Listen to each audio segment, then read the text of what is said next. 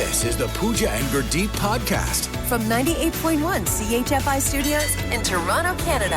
Hey Toronto, this is Ed Sheeran. This is Kelly Clarkson. Hi, this is Bryan Adams. This is Adele. This is Madonna. It's Michael Bublé, and you're listening to the Pooja and Gurdeep Show.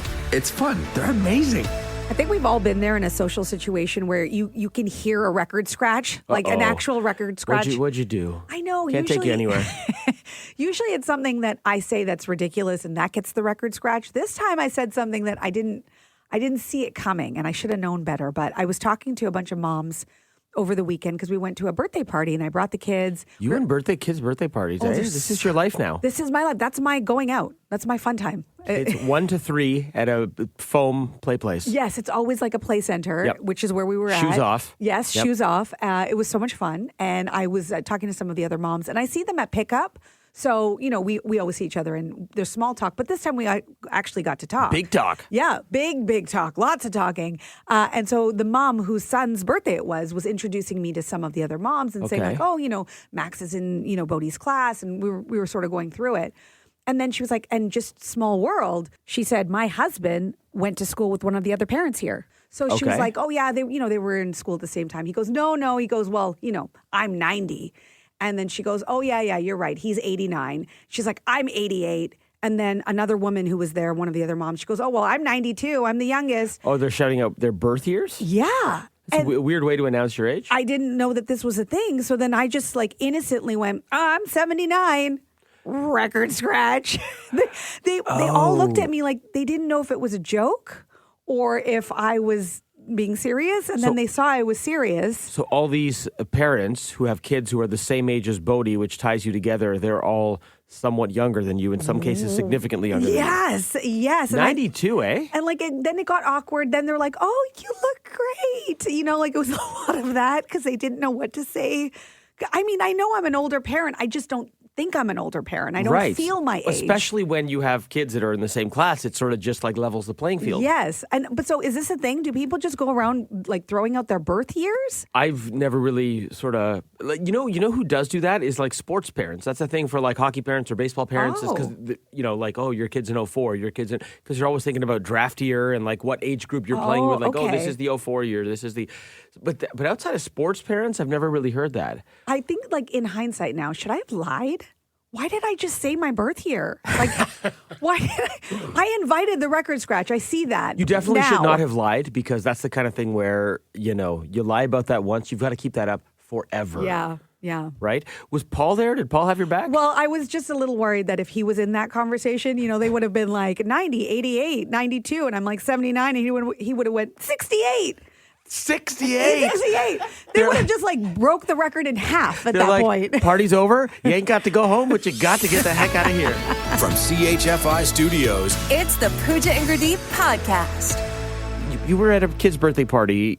Everyone was yelling out their birth year, and it was all like late 80s and early 90s. You yelled out 79. And everyone stopped and looked at you because that's a compliment. They had no idea you were your actual age. Sure. Yeah. And I'll take it as a compliment. But I wasn't ready for it. I wasn't prepared for it. I was just being honest about the year I was born. And now I'm thinking like, maybe I should have lied about it. I don't know. No, don't lie about it. If you're in that scenario, what would you have done? Me? Yeah.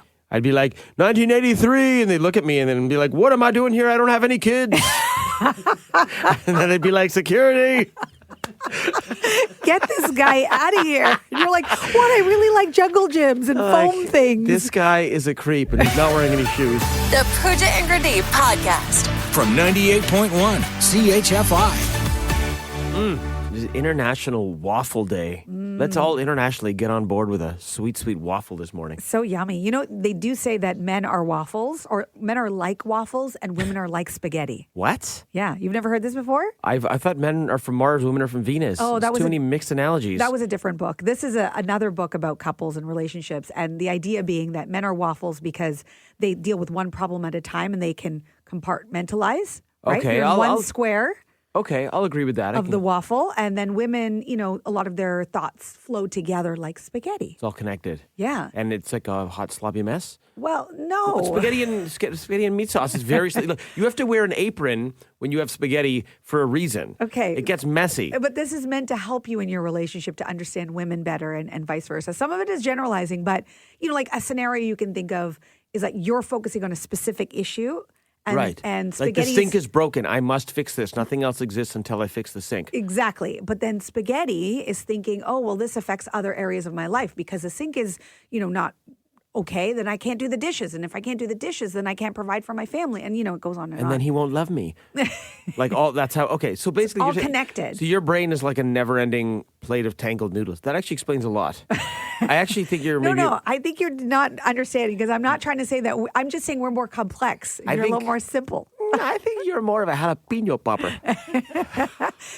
Don't you find yourself in compartments? Like when you're watching Yes. TV, you're just watching TV. What? No, I'm on my phone. I'm swiping and on apps. I'm doing different things. But you're in the entertainment compartment. Not necessarily. Sometimes I'm prepping for the show. Okay, let's say you're in an argument. Yeah. Right? Okay. You just want to fix that problem. Must win. Must win. The must-win Got to give box. 110%. And but it's okay. Then what are dogs? Like are pizza pockets, beef patties? Like what? Does this analogy continue? What are your baby's mashed potatoes? Like what are they? Oh Why my is it it's all coming gosh. back to food? Listen, my waffle pocket is complex, okay? You think you know me? Like, oh, entertainment. Like, it's one of my pockets is like a nap. One's for pizza. One is random hockey stats from the 90s. Yeah, this is my point. You're a waffle. That's it. They're just simple things in a box. And We're complex. still- Everything's interconnected. I still think you're a jalapeno popper. From CHFI Studios, It's the Pooja and Gurdeep podcast.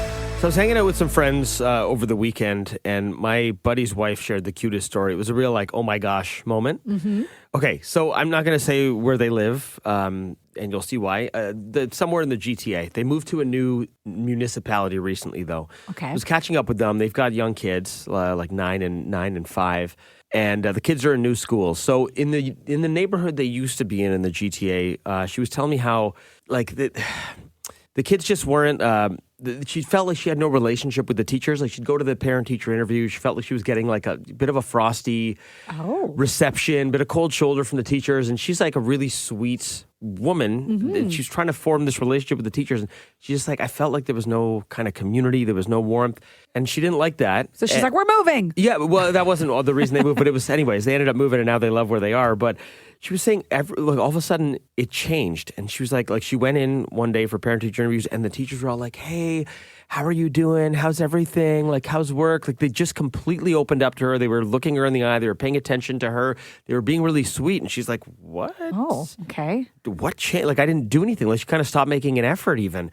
Was it the brownies, the freshly baked brownies that she brought in? No, but she did try with those initially, and still Really? nothing. Get nothing. Like Okay. And so it was around the time that Terry Fox runs were happening, right? Okay. So her young son, who I think at the time would have been probably 6, had signed up for the Terry Fox run. Okay. And if you've been to the Terry Fox runs, you know people wear the little signs on their shirt that says "I'm running for," and you fill in, someone who's been touched by cancer in your life that you're running for. Her son is 6. He just wrote, "I'm running for mom." He didn't know you're supposed to write someone who has cancer. He loves his mom. He's 6. His mom's like one of the only people he knows. my He wrote, "I'm running goodness. for mom." It was the most innocent, sweet thing. So the teachers all saw this, and I guess they must have thought, "Oh gosh, Oh, his no. mom has cancer, and we didn't even know." So they. Oh, no. I know. I was cringing, but also it's also like the sweetest, most innocent story. Yeah, he's just a little kid who wanted to do something nice for his mom. He loves his mom's mom. probably his favorite person. Yeah. And meantime, now the teachers think, oh no, this is going on in their life. We should be more empathetic. We should be kinder because you never know what's going on in somebody's life, But wow. That's just it. So my question, I go, well, did you say something? Oh, And please she's tell like- me she said something. She's like, of course. But it then warmed up the relationship with the teachers, and then things were all good. She was actually sad she had to move recently. It was for work. Okay. But yeah, I'm like, isn't that just I didn't know where the story was going when she was telling me, but by the end, I was like, oh my gosh, that is actually very sweet. There's so many feelings because you have that moment of cringe, and then you have the Yes. moment of it's so sweet It's a and roller it's so coaster. innocent. Kids do this. They say and do the darndest things. They really do. And it'll be one of those things when the kid grows up, that she'll tell him that story, and he'll be like, I can't believe I did that. It's so true. And it is one of those oh my gosh Yeah. stories. Do you have an oh my gosh story? Maybe it involves kids. Maybe it's something else where you heard the story and your reaction is oh my gosh. The Pooja and Gurdeep podcast.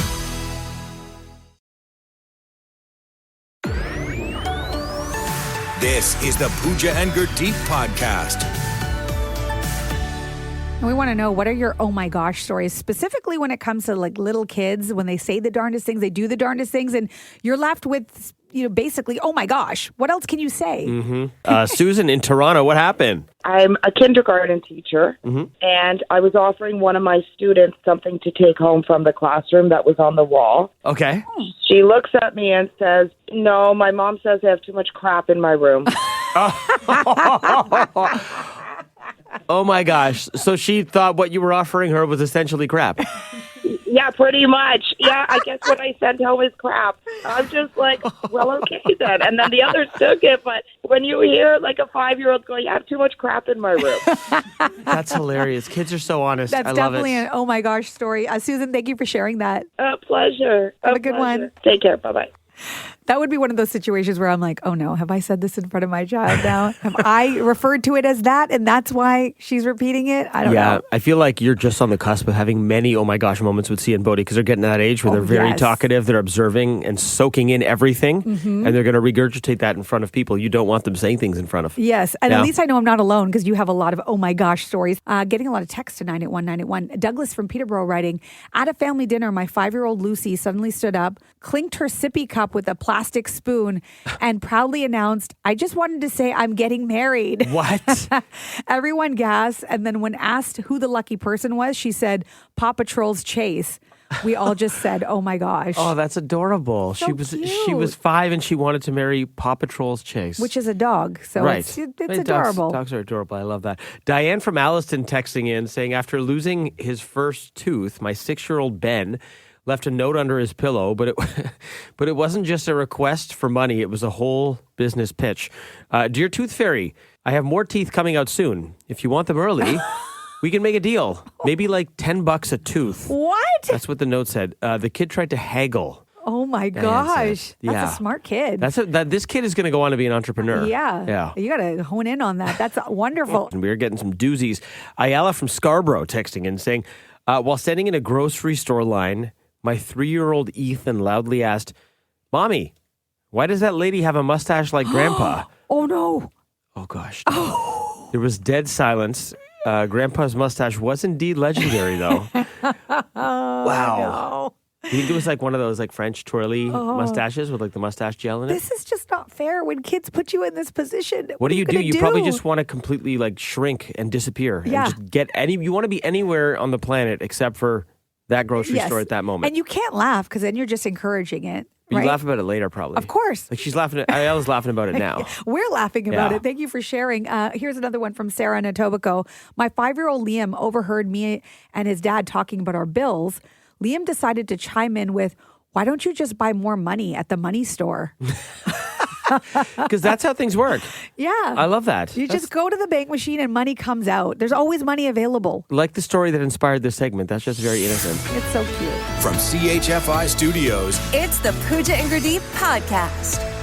All right, here is your nearly impossible question for a Tuesday morning. If you're average, you will use 53 of these today. Let's go to Wes in Toronto. What do you think it is? I actually have two guesses. One is text messages, Oh, good one. That's a really good guess. Yeah. That's not it, though. and the second is hellos and like greetings. Oh, these are, like you go to work, you see people, coworkers. That could definitely work. Good guesses, Wes, but I mean, not the right answer. I don't know 53 people, but I'm sure it could happen. Yeah, and Right? you could say hi multiple times. Pooja small talks with 53 different people every day, and it's torture for all 53 of them. Wes, good guess, but not the right answer. All right, have a good day. You too. Wade from Port Colborne, what's your guess? I'm going to say 53 smiles a day. 53 smiles a day. And hey, the smiles are free.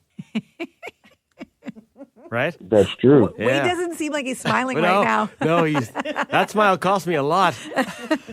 No, I'm good. Okay, good. Wade, great guess, but that is not the answer, my friend. Okay, thanks. Okay. It's like a Pooja pregnant pause there. All right, couple of guesses on the text line here. So if you're average, you'll use 53 of these a day.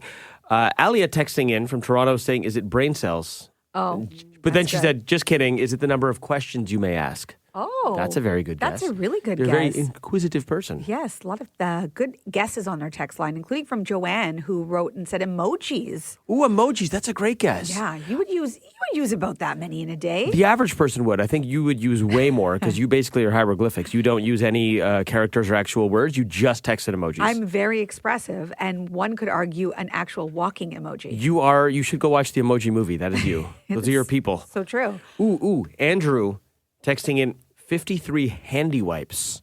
Ooh, that's close. That's not the answer, but it's pretty close. Yeah. Okay, let's ask the question once again. If you're average, you'll use 53 of these today.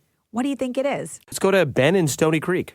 Sips of coffee. Ooh, 53 sips of coffee. Just like amazing sips of coffee. Yes, very amazing sips of coffee. Like little baby sips. Yeah, I haven't had my first coffee yet, and you have me now like craving one. Let's all have one together. Oh yeah, I'm on that. my 14th. It's so good. There we go. Great guess, bud. That's not it though. All right, thank you. Have a good day. You too. Hey, Ferdinand from Toronto. Nice to hear from you. Give us your guess. Use hand sanitizer? Oh, like squirts of hand sanitizer. Yes. Oh, Wow. that's a really good guess. That's a lot of hand sanitizer. I mean, I know. in our COVID days, that In was probably COVID days, happening a Yes. lot more. Yeah. This is like when we that's used to like sing Happy Birthday while washing our hands super creepily. Like washing your hands, you're like, Happy birthday to you. I don't know, man. It must have been really weird to be in the bathroom with you. Yeah. With just a flashlight underneath your face. It's all dark. Oh dear. No, that's not how you spend your Fridays, You're just me? supposed to be singing in your head, not out loud. Someone's birthday somewhere. You never know. Ferdinand knows. Good guess. Not the right answer. Thank you. Bye. Bye. Let's go to Brian from Acton. You got a guess for us? I think it's squares of toilet paper. You got it! Yeah. Brian, how did you know this? I may have just used some. Okay, so settle a little internal debate here for us because Pooja and Steph seem to think this number is way too high. On average, I think it's probably accurate. What are your thoughts? Well, I would think so. It depends on whether you're a piler or a folder. It's all about technique. Yes, I agree with that, and I'll add one further thing. If you use a bidet, which Ooh. 2 out of the 3 of us in this room do, Steph, you Yeah, bidet, all 3 yeah. of us do, it significantly mitigates the amount of toilet paper you're using because it does most of the heavy lifting. You know what I'm saying? Absolutely. Right. You got it right, and you know from experience. Pooja, anything you want to add to this? No, I just don't agree. I think 53 is too high. But you're a bidet person. I know, but Go off the bidet for a day, you'll be north of 50. Well, if you're like me and you have 4 children, 53 is definitely way too high because you'll go through boatloads of toilet paper. Yeah. Yeah. You know the bear from the commercial? He's going through at least a hunch. Wow. Yeah. Charmin, baby. Yeah, lots of fur. Lots of fur. Well, this went to weird places. Brian, you nailed it. Thanks so much. Have a great day, You Pooja. too. Bye. Bye-bye. The Pooja and Gurdeep podcast. From 98.1 CHFI. This feels weird to say. Are you a doodler?